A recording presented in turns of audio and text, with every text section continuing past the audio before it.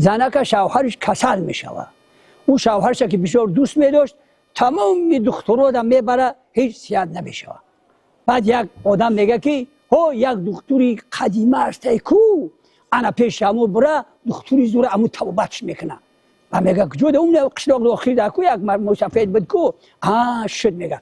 بعد با پیش میره میگه که تاغا اگه همین شوهری ما بسیار کسلایی همه قجا رفتم نشید اگه می خود تا گفتم گفته ما طبیب زورم، ما دورای پیش زور بودم اما پیش ما میومد، ما دکتری حیوانا بودم دیگه همه پیش ما میومد. خیلی میگه که یک بلا میکنم آدم اینجا بس میگم یک 20 سال شد همه دارو ما نگرفتم پدوال میدرویا باتوال میدرویا که پدوال پری چنگ بار میزنه همو چمدانی همو دکترش یک بلا کد آهنی بود چرا بگیره همه تمیویا رفتم میگم من میگه شوهری ترا توبت میگیره میاد خونه دم میدرویا که شوهرم اونجا خواب ال نفس میکشه.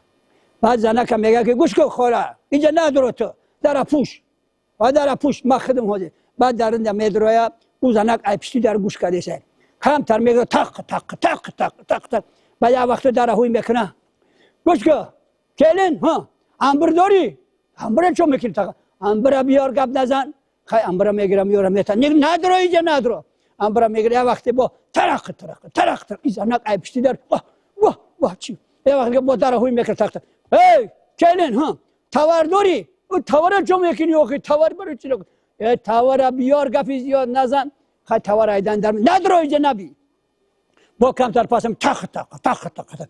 بعد کمتر پاس میگذار با میگه کلین ها بلخه داری میگه بلخه چون میکنی اوکی تیره میکشی گپی بسیار نزن چمدان اوی کدن نتونستی سم